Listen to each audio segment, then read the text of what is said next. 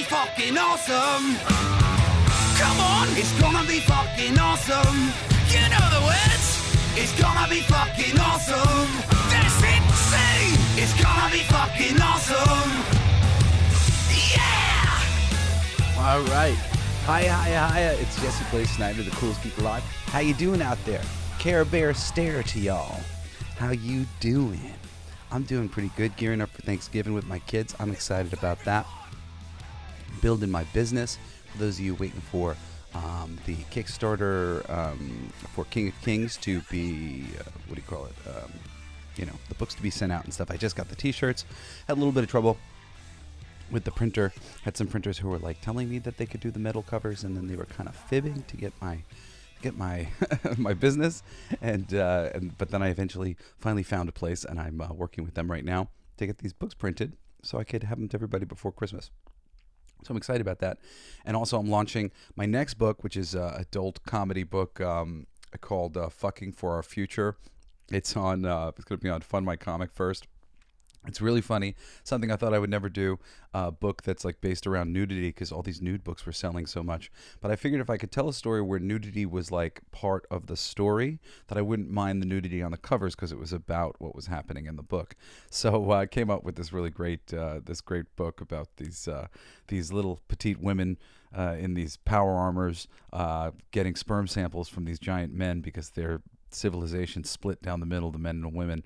And the women have been cloning, but the cloning machines aren't working now, and now the men are out in the wilderness, asexually reproducing and not interested in the women anymore. So it's kind of like a Roadrunner cartoon where the coyote is the women trying to get sperm samples. Like, it's like it's funny because the whole book revolves around sex, but it's not like about sex in any sort of salacious way. It's like a very kind of scientific and clinical way, like aliens abducting humans or humans going out into the woods and picking up a deer and tagging it, that kind of thing. It's pretty funny.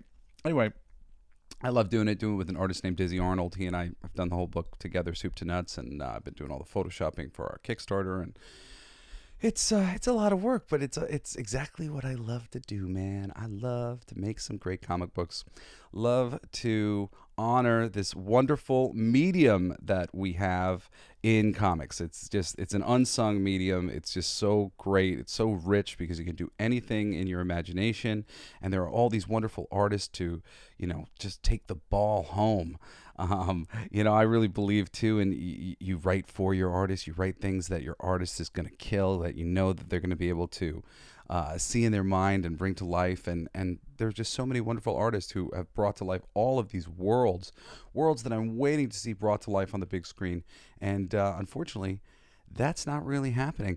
And I'm here today not to just talk about that, side of, the geek culture, because there's a lot of sides of it. And, when it comes to Disney, I have a lot of geekdoms there. I'm a huge Muppets geek, first and foremost, and they snatched up Muppets a while back. I'm a huge Pixar geek, and they snatched up Pixar.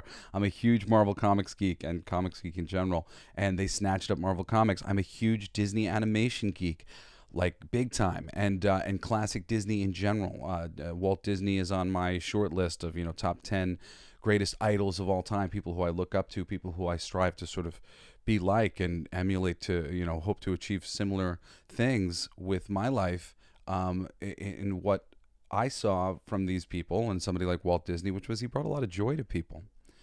The Walt Disney Company was this wonderful, joyful brand. I always loved it. I was always a Disney person. My mom raised me on the Muppets and Disney, and I raised my kids on Disney and the Muppets. I really have a great deal of admiration for what was built and what was achieved here.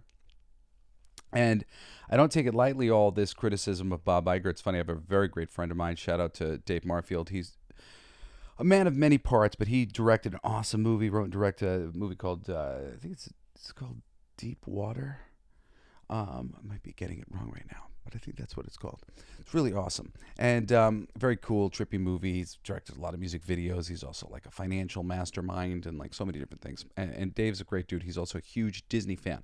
His favorite Pixar movie is Ratatouille.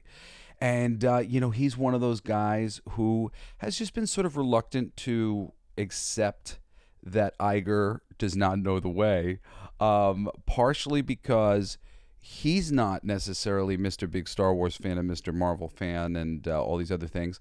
And his politics are largely very much in line with Mr. Iger's politics.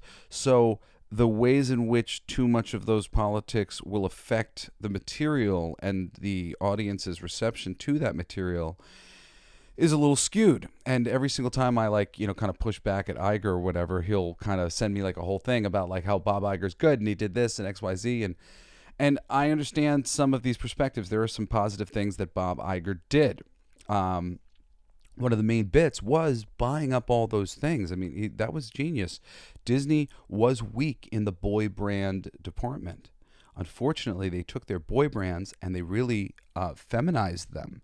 And there was a big argument on Twitter. I think my friend Chris Gore from Film Thread had tweeted out that it's going to be shown to be one of the biggest financial stupidity decisions of all time. Oops, sorry, I have to like belch or something. That Disney feminized their boy brands that they bought. And people were like fighting back against this, but they're absolutely right. The girls already like the boy brands when the boy brands are done really well. You don't have to feminize a boy brand to make girls enjoy it. Girls will enjoy a movie that's all boys if it's a great movie, just like boys will enjoy a movie that's all girls if it's a great movie.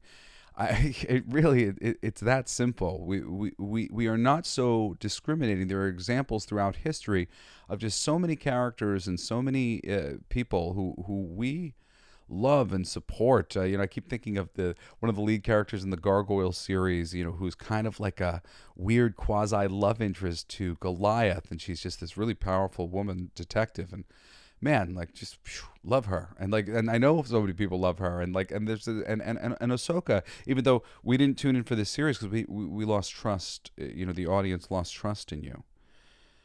But the Muppets and Marvel, I'm less of a Star Wars fan. I've said this before, but I've gotten into Star Wars actually with Rogue One, which I thought was done really well. I also love Andor, but the hardcore Star Wars fans, man, they really tuned out. All my friends who were big Star Wars fans, who were driving my desire to get into the brand so I could be with them, they left. And that's a big thing, man. It's people are followers. And when it comes to a geek culture, anything, something based on a novel, whatever it is, that's a big thing. People go, oh yeah, it's based on a book that people love. People trust that. Okay, there's a fan base for this. But the fan base, people are connected to these people. These are our brothers and our sisters and our friends and fathers and mothers and whatever else. We run into people on trains reading the books, and we see it in the world. We connect with it, and we ask these people, and we go, oh, yeah, I heard such and such is coming out. And if all of the buzz on that thing for that hardcore fan, and they know it, and all the buzz is bad, they say, oh no, and they change all of the energy, all the trajectory of all this positive buzz for these fair weather fans who are largely just following the trends. There's so many great ways that they could have done Captain Marvel that would have been awesome. I mean, there's always great ways to write great science fiction and fantasy. I mean, it's ripe for great stories, and anybody who loves to read novels, and I'm less well-read in this, but I just know from so many friends of mine, there's so many different types of dragon novels and fantasy novels and things that you can check out, and a lot of them are great, and series and books after books, and I've had friends recommend so many of them to me. I'm just always digging into a stack of comics, and I'm like, yeah, I'll get to it. And then when I do read regular books, I tend to read books that are on real life kind of stuff, so I can learn and be a better writer. So it's hard for me to always be in that same place getting into that stuff, but I know what it's like in comics, just how many great comics there are, and it's crazy how many wonderful comic books are stuck in intellectual property litigation and nightmare and just kind of limbo where they've been bought up by studios but they're not being made, and then they get free, and then it's them by themselves because people don't know they're free now, and the buzz that was on their book before isn't there anymore. And oh man, there's so many great series. I remember at a time when I was building my business initially, 6 years ago, before my divorce and fires and a whole bunch of things that kind of got in the way of everything that I was doing at the time. I was reaching out to a couple different creators about their books that I thought were really great. and people were very, very on the scent of comics, and they were basically buying up anything that was doing good on any level. So, you know, everything good and everything that I wouldn't touch was getting weird little deals and like locked into places and whatnot. But like that Spawn movie, which is a good example, it just never materialized. You never see anything come out. You know, I keep thinking of the Luna brothers, who were the ones who I had approached. They have at least 3 books that I read from them. Ultra, I think, was the first one. It had these great kind of Maxim-looking covers, and it was about this girl superhero. It was like a reality kind of thing, though, but it was really well done. I liked it. It was charming. I don't think I read the whole book, but I read like the second half of it because I started reading it late. I don't remember why. Maybe I was reviewing books at the time, but I don't remember. And but I liked it enough that I followed them on to their next book, which was, I think, called Girls. And that book was fucking awesome. It's a favorite of mine. Homework assignment for tonight. This book, Girls, or another book by them, The Sword by the Luna Brothers. Really great stuff. The Sword was next. It was awesome.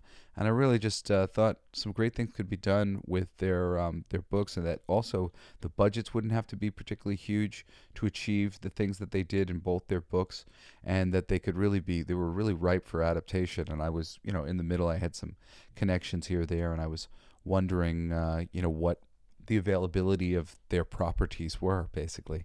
And because I was looking at some animation stuff at the time. I've been working with Mythic Legions, Four Horsemen Studios, who make a action figure line called Mythic Legions, and my company, the Killer Rabbits Company, we published their book, the Mythic Legions art book, with Greg Weisman doing the scripts and kind of building this world out, this fantasy world. So anyway, I was just looking in this space, and I was like, that could be turned into an animated series or maybe something else. Like, I really believe in that.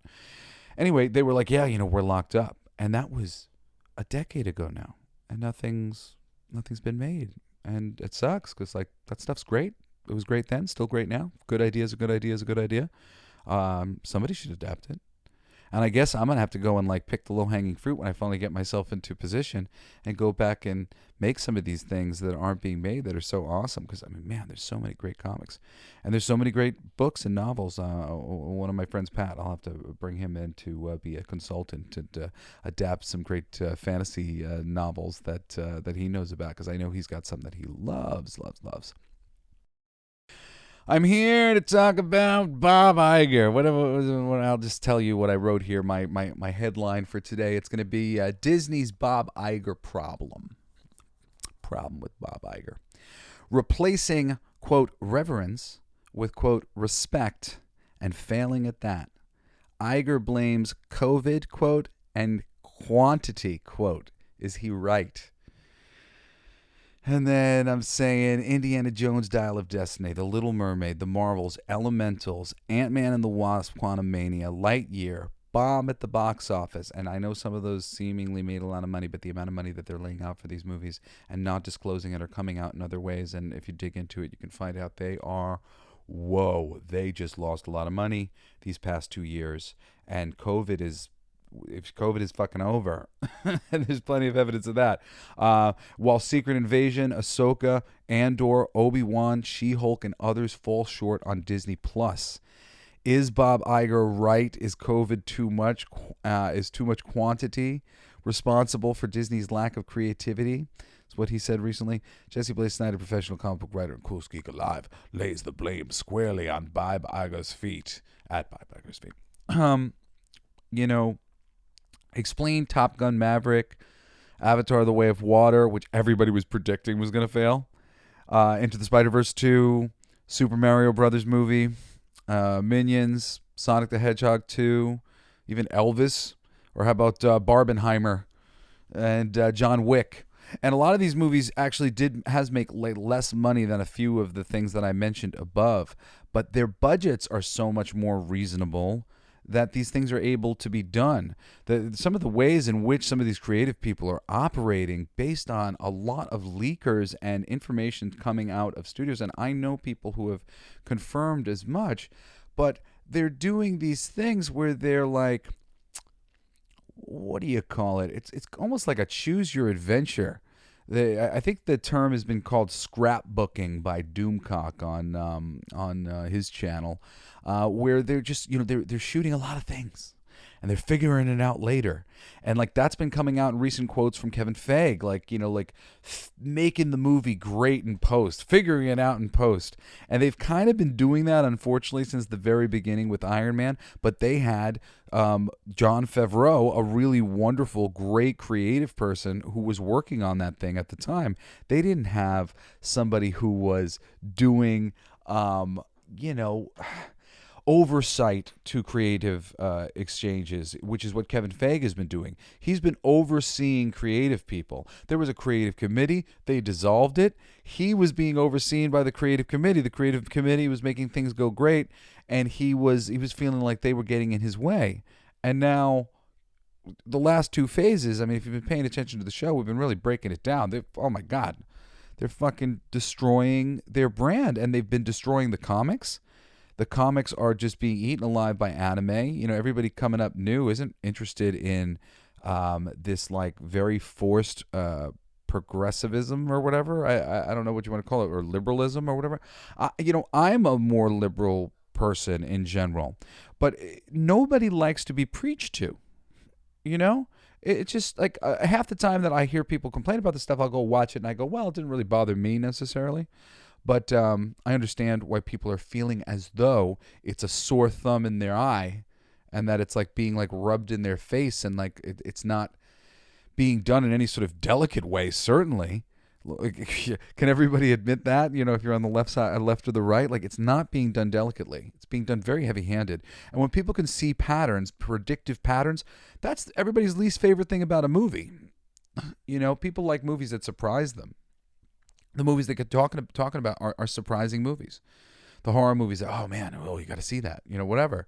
It's not about formulas, even though there is certain types of formulas to honoring genres and honoring the original things and places where you come from. And I'm gonna read this whole fucking quote from Bob Iger that really gets down to the root of all the fucking problems that they're having. The idea of reverence versus respect, and it really just says everything. And I want to define these words, reverence and respect, and just check out the kind of stupidity that we're really getting from this man and what he's really saying when he's saying this. So this is an older quote, and I got to give credit to a YouTuber whose channel was recommended to me, or rather this subject was recommended to me. He made a video on YouTube called "Why Disney Abandoned Its Core Audience," and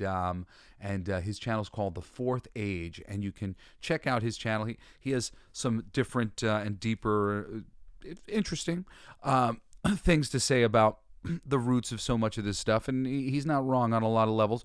If you want to check out his thing, like I said, The Fourth Age, Why Disney Abandoned Its Core Audience, he just turned me on to the quote, and then I found the actual quote itself so I could read it to you, and we could talk about the part of it that really gets me as a professional writer, a professional creative person in this space who loves all of the things that Disney does and has been admiring and revering and respecting their work for his entire life. So Bob Iger, and the context of this is that he was asked about when he took over as CEO from Michael Eisner. So he said, quote, Disney, having been founded in 1923 by Walt Disney, still had an abnormal adherence to its legacy, to its heritage, to its past. It was a religion. And what was clear to me is that if that adherence or the reverence that people had within the company for that heritage continued, it would get in the way of innovation. We would not be able to adapt quick enough. We would not be able to look at change with an open mind and an ability to seize the opportunity, as opposed to just looking at its threat. And so I started articulating in the succession process the need to balance heritage with innovation. And what I ultimately concluded was that we need to respect our past because there are a lot of qualities about the past, the brand attributes, what Disney stood for, a number of other things, attention to quality, that had value and that should be basically carried forward into the future. But let's not revere it. Because if we revere something, we might as well just put it in a glass case in a museum and let people look at it and say, quote, wow, look at that. And there's a big difference. But there were a lot of folks in the company that were more on the reverential side than the respect side. And I had to really attack that. In some cases, it meant changing out personnel. In some cases, it meant taking some big, bold decisions that felt anti-brand to some people that, in my opinion, weren't at all. It was more about being pro-present and future than it was about anything that would be against the past or, the brand. Okay. So here we go. Let's just, before we go further into that, let's just look at what's the definition of respect. Respect is, as a noun, a feeling of deep admiration for someone or something elicited by their abilities, qualities, or achievements. This is the Oxford Language Dictionary. Okay, a feeling of deep admiration. Okay. 2, due regard for the feelings, wishes, rights, or traditions of others. Uh-oh. It looks like we may be using definition number 1 and not definition number 2, because what is reverence? Reverence is deep respect for someone or something, or regard or treat with deep respect. So what is Bob Iger saying in this freaking quote? He's saying, everybody's got this deep respect for Disney, and I'm thinking we should just have like a quasi-respect, like a normal respect, normal kind of respect, not this like deep reverence respect, this other just respect. And which respect would that be, sir? Is that definition 1, feeling of deep admiration, or 2, due regard for the feelings, wishes, rights, or traditions of others? I'm going with option number 1, the feeling of deep admiration elicited by their abilities, qualities, and or achievements. That's the one. Check this out. This quote, this was from an interview, I think like 5 years ago in 2017 or 2018. I think the date was here on this one here. Let's see if I can pull it up real quick. 2019, this was posted. I think it was like 5 years ago from now. So that's about right. 2018, 2019, around there. Anyway, this is everything. This is the problem with all of his business. And I'm going to talk about this in a couple different ways, this respect versus reverence thing. But the first thing I should say is the shit rolls down from the top. And if he's been going around impressing this respect versus reverence thing to all of his people, it's definitely no wonder some of the things that his people are opting to do with this respect versus reverence. Like if the first meeting that Kathy Kennedy had in her office with Mr. Bob Iger was, yo, look, Kathy, respect versus reverence. I just want great stuff and blah, blah, blah, blah, blah. And he's leaning very hard politically, ideologically. He definitely has talked about having ideas about running for political office on the left side of things, of course. And he's so funny, man. He's not a creative person. His dream prior to doing the stuff that he's doing, well, he wanted to be like a weatherman. He wanted to be a host. He was being interviewed by one of these guys, and he's basically like, I wanted to do maybe what you would do, but I didn't think I was very good at it. Now I'd be good at it, but that ship sailed a long time ago. He wanted to be a fucking weatherman. I mean... Like, seriously, I think that should tell you. He has a business strategy that generally I agree with, which is he gets the people that he trusts for the job, and then he trusts them to do the job. And I actually agree with that 100%. That's what you should do.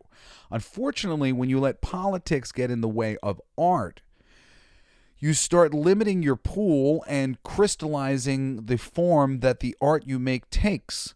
And all of a sudden, it takes the same shape and it's repeating the same patterns in all sorts of new ways. And wasn't that the thing that you were supposed to do? You were innovating. You didn't innovate. Everything got reinvented in the same exact way. You know, and it's interesting because the Disney Channel was very much like this. If you ever watched Disney Channel, and there's some great programs at the Disney Channel. So much of the great programs, though, on Disney Channel are driven by great actors who you know are like slaves to the Disney company in so many ways. You know, a lot of them die young, but there are some wonderful, wonderful kid actors, including like Shia LaBeouf, who like came out of like some of that like Disney camp of all these wonderful, charming actors. But all of their shit that they make is super homogenized. As soon as like you see it on the TV, you're like, oh, Disney Channel. Like you recognize how it's shot, you recognize how it's lit.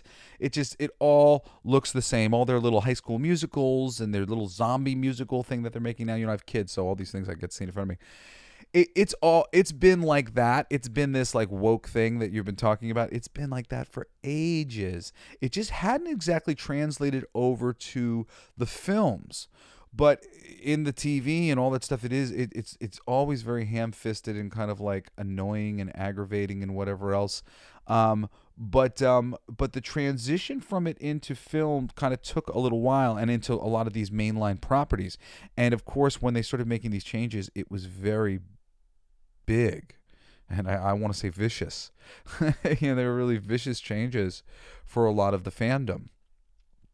You know, we weren't interested in the feminization of Marvel. We were hoping that Disney would just add power to the brand and the brand would be able to continue going like it did. But then Kevin Feige became the man. And you could say that Bob Iger was lied to and Kevin Feige wasn't as much the man as we thought he was. And I mean, I knew that. As soon as that happened, I went, oh shit, there's a disturbance in the force. Joe Quesada and Jeff Loeb and Brian Michael Bendis and Mark Millar and Craig Kyle and wonderful creators whose names have been in creative parts of these processes at various times. Dude, you lost something huge when you jettisoned that creative committee out of your fucking minds. I mean, really, like really, really crazy. When you let John Lasseter get jettisoned from the company. Out of your fucking mind. Wonderful decision when you chose him to head things up. Bad decision when you decided to guard yourself as a company by not trying to figure out. And that was because you played into the crazy mob of people and who were canceling, you know, even people who didn't necessarily deserve to be canceled. You know, there's plenty of people who like, I mean, the situation was embarrassing as hell for, let's say, somebody like Louis C.K., but he never did anything illegal. It was just all like super uncomfortable and like, oh God, man, this is embarrassing, you know. And dude's livelihood, he's got children, and he's a funny guy and seems generally to be a good guy on all other fronts. And you know, and that's like the most extreme. There were plenty of other guys who did much less than that, you know, things that got blown out of proportion. And I think that John Lasseter is one of them. I mean, so much of the allegations that got John Lasseter run out of Disney was like uncomfortably long hugs and being a really demanding boss, which is why Pixar is one of the most consistently high producing quality studios of all time. I mean, really, it's like there's nuance to situations, obviously. And we lost the spark of creativity there. Yeah, as a person who really cares about great creativity and where it's coming from and figuring out what that is and who's driving it, you know, like I could tell you when it comes to the Muppets, Jim Henson was not 100% the driving force of that thing. There was lots of people who I think had activity, you know, maybe let's say 10%. But, you know, the 45-45 was Jim Henson and Frank Oz. Frank Oz was huge comedy. Jim Henson is responsible for some of the comedy too, and he was the director, and he, you know, set a stage for people like Frank Oz to really, like, you know, come out of the show. But Frank Oz was a driving force behind the Muppets and Sesame Street. He is available. He is alive. All these years of my life, I've been waiting for these assholes to hire him. What the fuck is going on? It's right there. This is like the Warner Brothers Studios and them not just sort of wonderfully adapting the animated Bruce Timm and Paul Dini animated universe that was made with Batman and Superman, the animated series, and the Justice League and Justice League Unlimited. Holy shit, guys. You know, a roadmap is right there. You don't know what to do, clearly. Here it is. There are people who know what they're doing, and you're letting them get away, or you're firing them in some cases, or letting them walk out the door. And this is just this is all just the most insane behavior, honestly, and it erases the fact that you made the right decision to buy all these companies in the first place. You got some things that were great and appealed to boys, so that the Walt Disney brand could continue beyond infancy.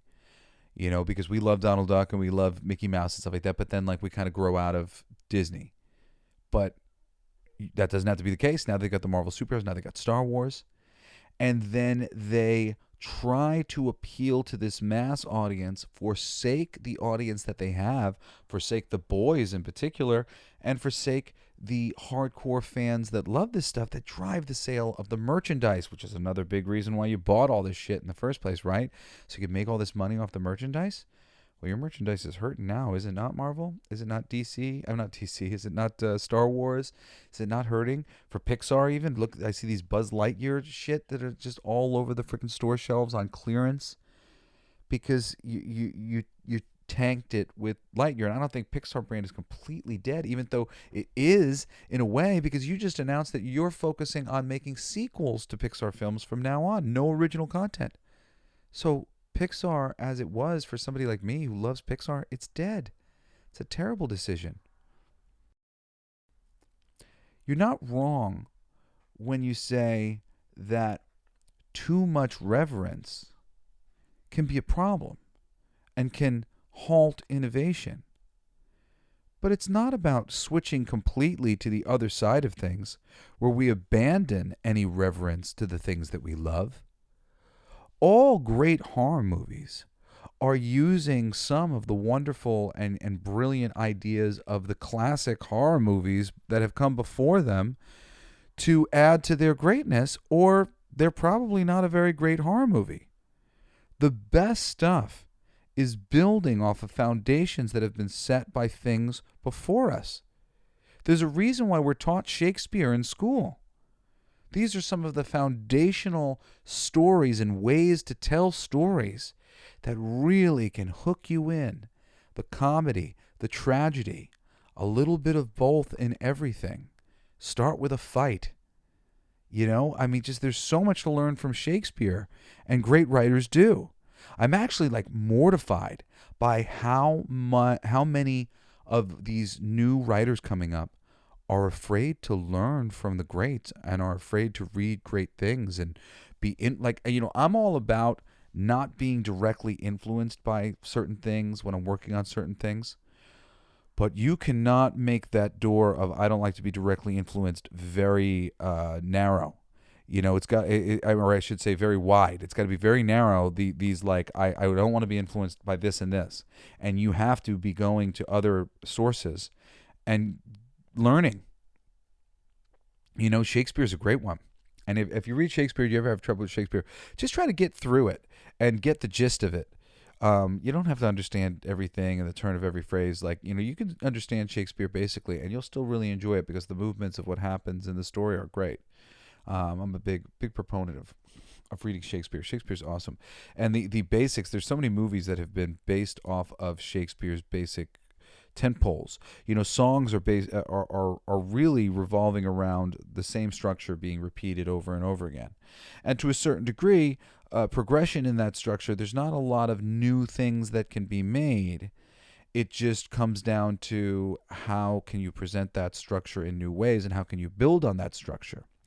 And that's really the thing, you know, building on the past is always the best solution to your now.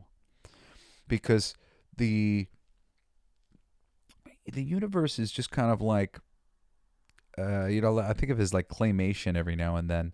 If you look at a mountainside or something sped up and you see all of this slowly changing hard matter, but like we're just rolling forward from one thing to another. We're really, falling into our lives and being driven by a need to eat and a need for love and a need to take care of our families, and all these different things, are just driving us forward. And because of that, all of the things that are created and take shape, they really take on and hold a lot of significance for everybody, because there's a certain amount of people, especially when things are promoted, who imprint on various things. And if you lose that audience by transforming your thing to such a degree, I think you literally just sort of erode your intellectual property or creation at the very base, and allow for it to just sort of disintegrate as it transforms into things but has lost its way from its roots, and eventually will get to a place where it no longer resonates with the people who it was resonating with before. So you always need to adhere yourself to the roots of the thing you're honoring. Disney should be doing new and interesting things innovatively with their animation and with their films. Walt Disney was known for that. Something like Bedknobs and Broomsticks or Mary Poppins. Those are innovative films. All this great animation mixed in with all this live action stuff. I love that stuff for that very reason. I mean, I've seen every single movie, like The Reluctant Dragon, and even some of his stuff, Victory by Air Power, where animation was used for a military propaganda video for America during World War II. I mean, I'm a big Disney guy. I love him.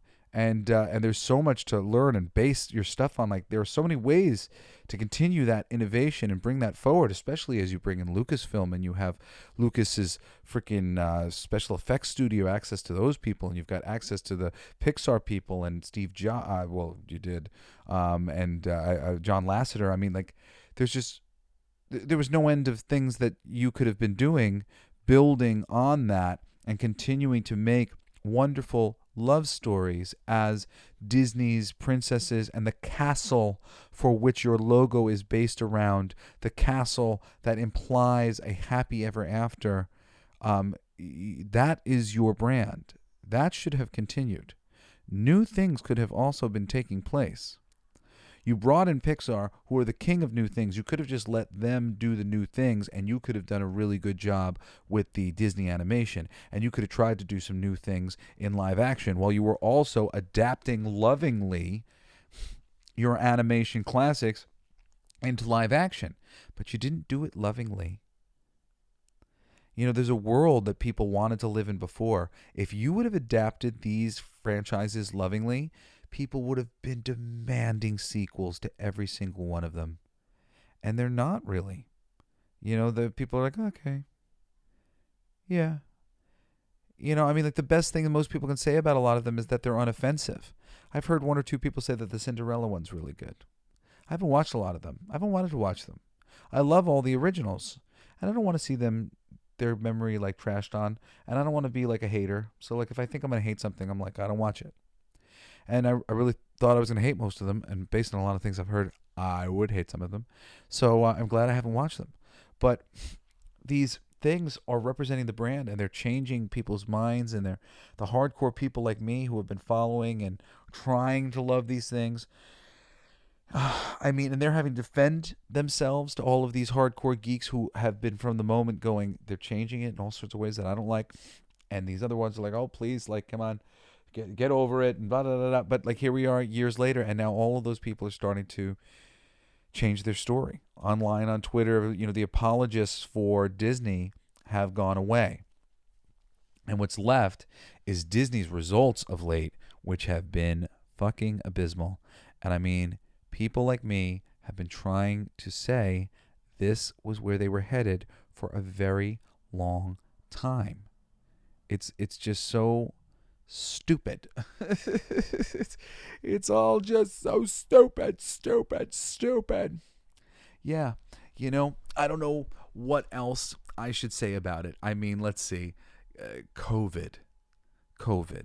Do we really think COVID is responsible for fucking what's been happening right now? COVID. Responsible for Indiana Jones and the Dial of Destiny, Little Mermaid, Marvels, Elementals, Antman Wasp. I can tell you you're responsible for every single one of these movies and TV shows. You spent way too much money on them and you didn't make enough money back because the movie that you made did not look appealing.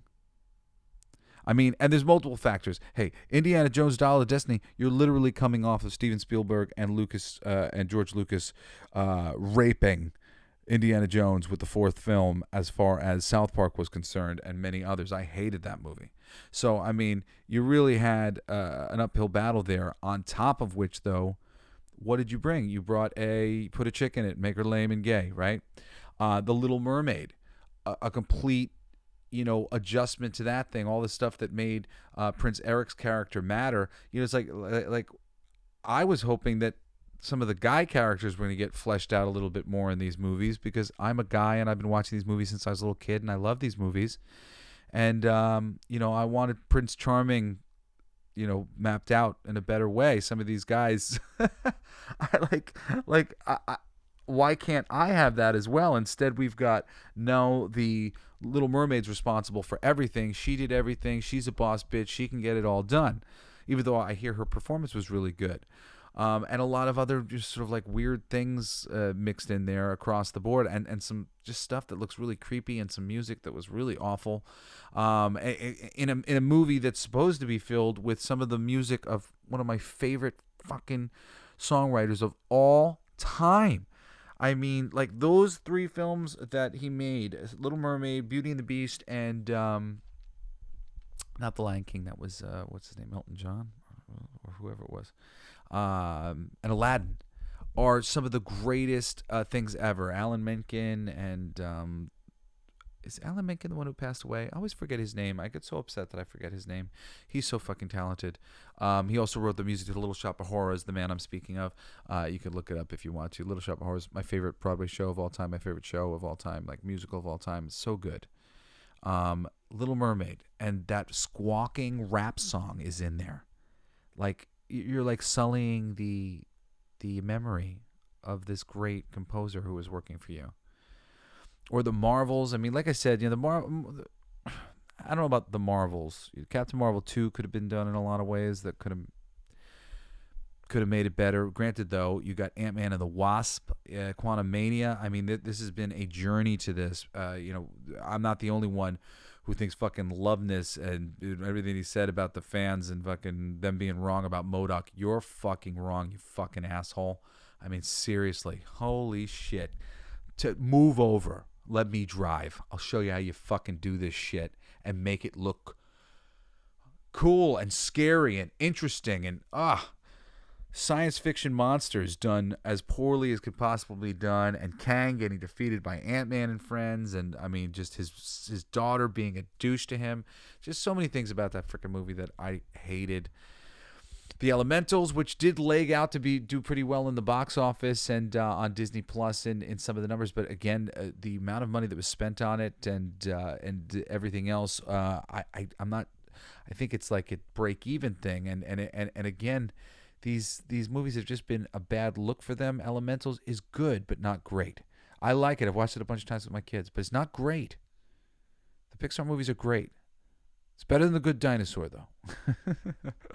That was a weird moment in time, that movie. COVID.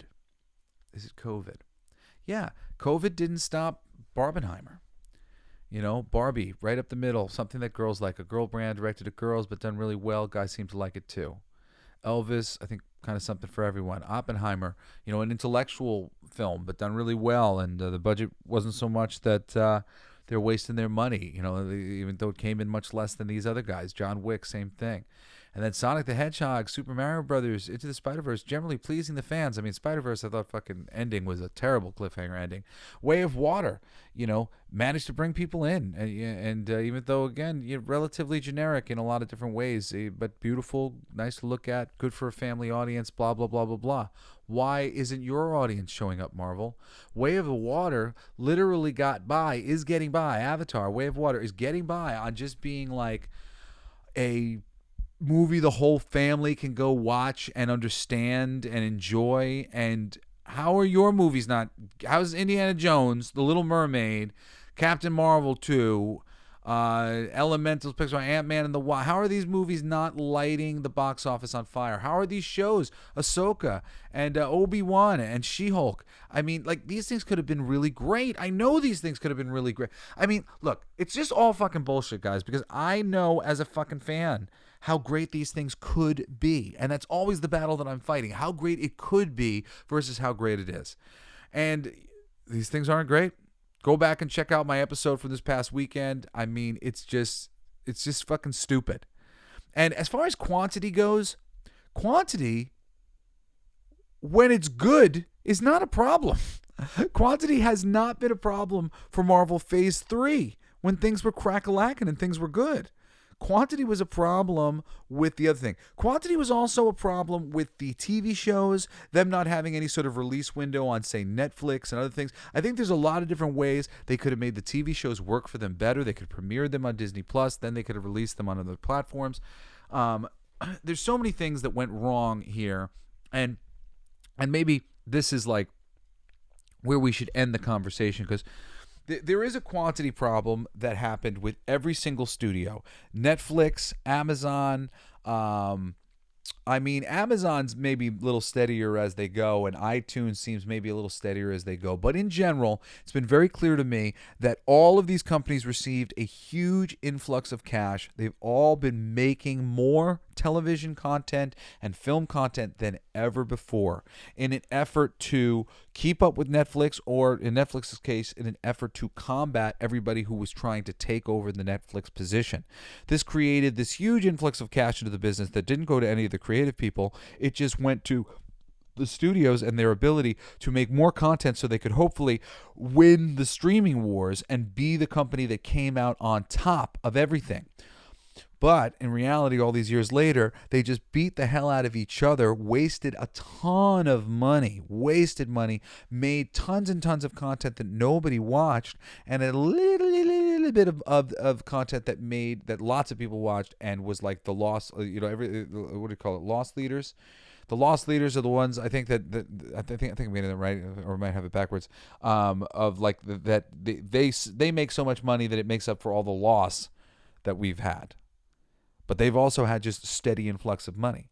But now that steady influx of money is drying up. That's why these strikes just happened, because the studios, they knew the strikes were coming. They could have made deals beforehand. They needed a rest. They needed to kind of recapitulate themselves after these streaming wars. And what are we going to do? We haven't really been able to crack into Netflix, and everything's finding its own way. And HBO is going to start farming out different things to different platforms, and other people are thinking about doing the same thing and changing their models, and everything's changing. It's a whole recapitulation of the streaming model and Hollywood and what's going on right now. It's really like, I'm sure most people are very afraid who are there.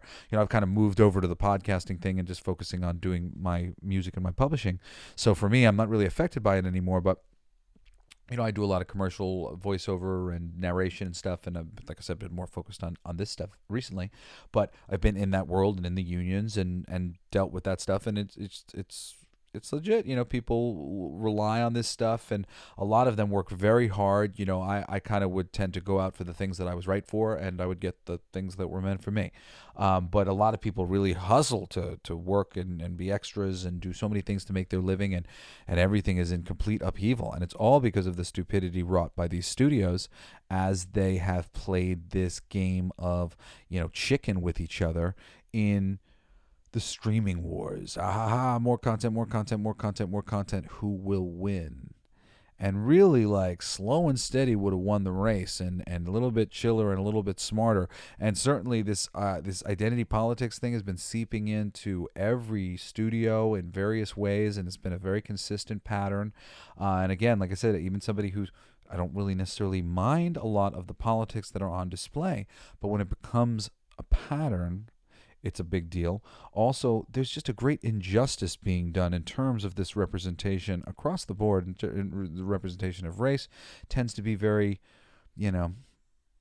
limited in the spectrum of actual representation. The same thing with the women, and Emily Blunt had recently had a quote about saying, if I see strong women in another script that I'm handed, I just like throw it down. I'm so tired of seeing that. And there's a lot of women who are just showing up as like strong woman, but they're not being given an opportunity to be a strong woman in a way that makes the audience empathize with them and feel that and believe that.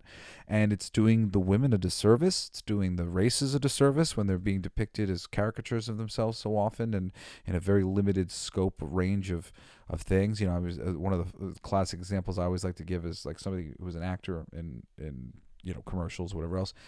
Like black people, they all have to sound, or at least the men, the men all have to sound the same, or at least there's like two. There's like a well, that's not true now. There's a couple different super ethnic versions that they'll pull out of the thing, but in general there's like a middle version of the black person voice. It's like, hey man, how's it going?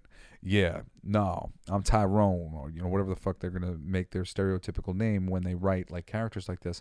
And a lot of this comes from commercial writing, where they're just writing real stereotypical characters, and these depictions of a lot of this inclusion are just very stereotypical, and they aren't going as deep as they should. When all the characters were white, the writers were like, well, all the characters are white and look the same, so we need to make them very different as far as their characters go. But as soon as the characters, there was like, and then we got a black guy, like, oh, and that became the character, like he's the black guy. And that's why you have jokes about Token on South Park. He's the token black. Well, that's because that was a stupid way of going about inclusion, and they weren't giving the black guy something significant enough to do that gave him a character trait that you were like, oh, he's on revenge of his father, or I don't know, whatever it might be. And then instead the audience is looking at them in kind of a racist lens, because it's just stereotypical black guy is in the group. There's a black guy. What do I know of other black guys? I'll have to apply that to him. Like, this is the kind of writing that was going on. And this is still the kind of writing that goes on with it's like the character's gay now. So okay, I'll make sure that he's seen kissing boys a lot. Why? Because that's what gay people do. Yeah, but like the book wasn't always about Spider-Man kissing girls all the time. The book was about Spider-Man fighting. Like, and now like he's gay, so now he's gonna kiss boys all the time. Like you're taking the focus away from what the focus was supposed to be. A lot of this stuff is just poorly handled, and I think really diminishes gay people and women in particular all the time, and really the various races have been being disrespected by the way this superficial system thinks about things for forever. The system was superficial yesterday; it's superficial now. There was a lot of hold up over like female toys wouldn't sell, like a character like Black Widow, which I think a character like Black Widow kind of always would sell when it was done cool, and certain female characters would sell when they were done cool, and there was always a hesitancy to like put them out because oftentimes the girl characters wouldn't sell. Granted, a lot of times they were right, and I would see that they would make certain girl characters and they would sit on the shelf. I mean, right now you can go to Ollie's, wherever their locations are in the Midwest, and you'll find hundreds of Invisible Woman figures from the Fantastic Four wave that was put out a little while ago by Marvel Legends that didn't sell, and the one that didn't sell the most was the Invisible Woman. Human Torch, Man on Fire, he always sells the best. The Thing, he sold better. But a lot of their villains that were relatively unknown, and Mr. Fantastic, who's a little plain Jane, and Invisible Woman, who's a little plain Jane, they didn't sell so great. So there was some truth to why they were doing things and holding certain things back, but there was a balance and they needed to adjust. But a lot of times though, when you would come in as a writer, say with your lead as a female, they'd be like, this is great, but can we make the lead a man? Girl toys don't sell. Something like that. So then you'd have to go rewrite your script. And then you'd make your character who was originally your lead like another character somewhere in the script because you'd want to get her in. Or the character's gay and they wouldn't let you do that. Or, whatever the thing might be. There was a lot of things that you couldn't do because it was felt that like too much against the relative norm, what has become such a curse word to me. I hate hearing this, but like what you would call like the cis male norm was no good. You couldn't do it.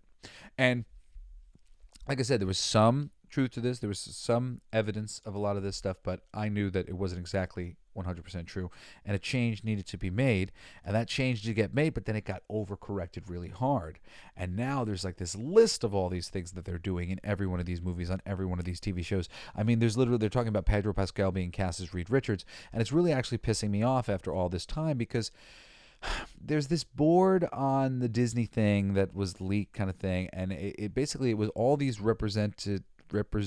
all these nationalities being represented.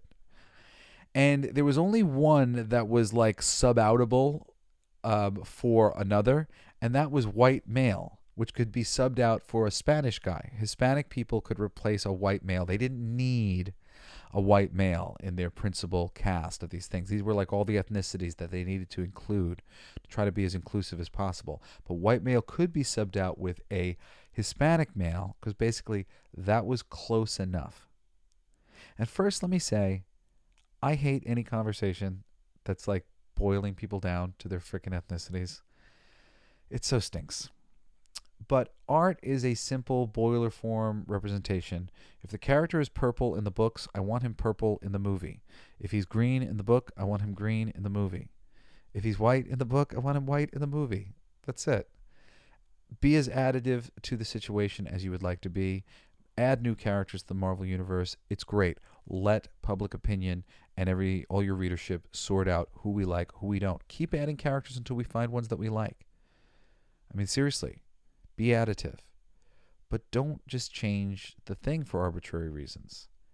And this thing of a Hispanic guy is as good as a white guy, it's funny because on one level, I agree, because a lot of Hispanic guys and white guys look close enough. And Pedro Pascal looks relatively white. So he kind of looks like Reed Richards, I guess, enough. But at the same time, it's like this silly thing of like, once again, like, our leading man can't be a white guy. I'm just like, it's just like this. It makes me notice that I'm a white guy, and it really bothers me. Like, not bothers me being a white guy. I mean, I don't care being a white guy, but it just bothers me that I'm living in a culture that like just we're so focused on this. It bothers me that like there are a whole bunch of people who are black or gay or women or whatever that feel immediately some sort of feelings about me because of what they have come to decide a white guy means or represents. It's just like, it's terrible. Especially because like I've always believed in that don't judge a book by its cover, and that I was always going to present one way. Oh, my son is calling me. My son, you're interrupting. My son, you're interrupting my show. I'm doing my show. I'm on my microphone right now, and I'm still recording. I haven't stopped because I'm letting you interrupt my show. But I will call you back. It's okay. I love you. I'll call you back. He didn't even mean to call me. Look at that. That's my son, Grayson Wayne, making an appearance. I don't remember what I was saying, but this is just silly, this whole racism thing. You know, I think it is race baiting at this point, and this sex baiting and like all this stuff. I mean, like, what happens when we fight? They get away with murder. You know, when we're focused on all this other bullshit, politicians and world governments are doing terrible things. And I really think that if we're going to put our energy into something, it should be paying attention to what they're doing and making sure they do less bad things and more good things, and trying to make the world a better place and building community together and coming together. And it's very hard to build community and come together when people are constantly being baited over politics and all this stuff. And that is a game that unfortunately Disney has played. And I mean, I think actually that's the last thing that I'll say about Bob Iger.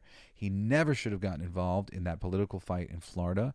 You know, I don't want to get into all the stupid nuances of that thing, but it was a state political matter. Disney famously donates to both sides, Republican, Democrat, both of them, you know, because it's a business and it's helpful to be bipartisan, to be able to have the full audience of people. I've talked about this all the time. The audience of people is very nuanced. Not there's these hardline Republicans and hardline Democrats. It's just a whole sea of people out there, and there's no reason to sour yourself to any of them by getting too involved in state politics. They got themselves into a whole bunch of business thing, and I think they got themselves out of it, but they got themselves into some trouble with the whole Reedy Creek thing, and it was just very foolish of them to have a pissing contest like that. And again, I think this thing of him, Bob Iger, having an idea about getting into politics in the future and that affecting his kind of judgment in these matters and making him lean more liberally than he probably should. And, as the steward of Disney and somebody who's running it into the ground now, he's not just the steward of Disney and all the Disney animation I love. He's the steward of Marvel and the steward of the Muppets and the steward of Pixar and the steward of Star Wars. And he's fucking up the brand. Trying to blame Bob Chapek is bullshit. These problems started years ago. And you, Bob Iger, are responsible for the current downfall of Disney. I don't know if you are capable of righting the ship, and it seems as though a corporate takeover may be afoot right now, and you might not have a choice in how Disney moves forward. And perhaps you shouldn't, because goddamn, you have really gotten this company, a company that I love more than any company on planet Earth, into a big pickle. Anyway, that's all for today, Coolest Geeks. I love you. Thank you for tuning in. You are amazing, my audience. It's so great. I love to hear from you. You can email me at jesseblaze@jessesnider.com, or if you're on Twitter, you can follow me. I'm Coolest Geek JBS on Twitter, or X, whatever it's called. Yeah, keep your eyes open. I'm not up yet, but we'll be on Fund My Comic with Fucking For Our Future really soon. I'm really excited about that book. And actually, I have a new podcast. I'm not sure if the first episode got up yesterday or not, but it should be every Monday starting next week at the very latest. It's called All Your Favorite Bands Suck. I think you're really going to like it if you're a music lover. It's just me shining a light on some of the bands that I think are some of the greatest bands of all time, bands that I don't think have really gotten the attention that they deserve in the mainstream as mainstream greatest bands, of all time. I mean, a lot of these bands have gotten attention in their circles, but rock and punk and humor and so many different genres are really marginalized in the mainstream. And if you go look up Rolling Stone magazine's thing, you'll find a lot of bands I think are being excluded that you'd like to see on the list, and I want to see them on the list, and I'm adding them to the motherfucking list. So check out my show if you like music stuff. All Your Favorite Bands Suck with Jesse Blaze Snider.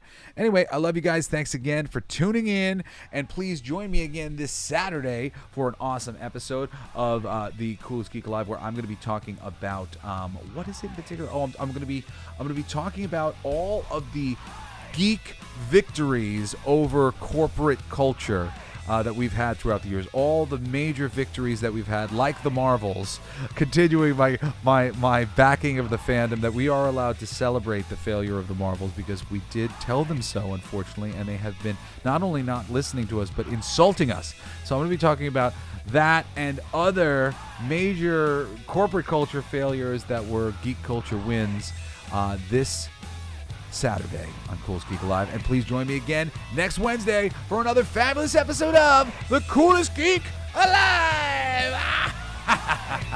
Love you. Bye.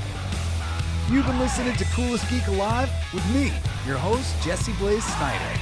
Don't forget to rate, comment, and subscribe for more excellent geek culture content.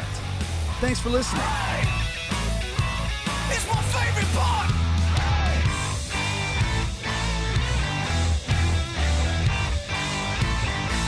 Isn't that heavy?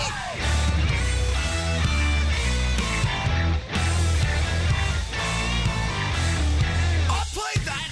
It's gonna be fucking awesome. Coolest alive. It's gonna be fucking awesome. Stay with your tribe. It's gonna be fucking awesome. Revenge of the Geeks. It's gonna be fucking awesome. Week after weeks. It's gonna be fucking awesome. Laughing with you. It's gonna be fucking awesome. And crying sometimes too. It's gonna be fucking awesome. Spelling it out. It's gonna be fucking awesome. Making you shout.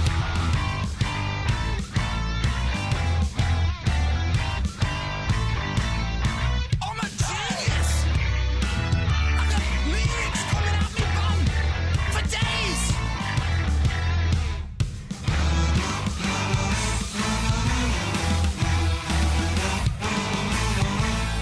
You like that?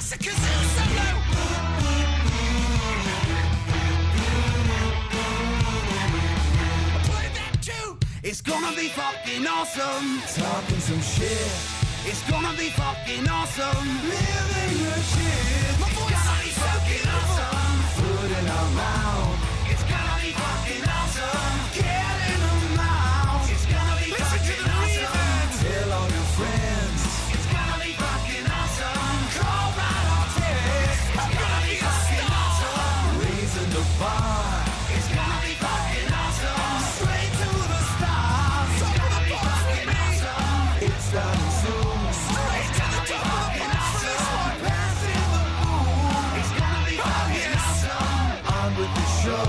It's gonna be fucking awesome. Ready, set, go.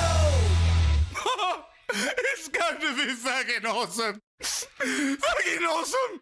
It's gonna be fucking awesome. Just wait. You'll see. You'll all see. The podcast playground. Hooray!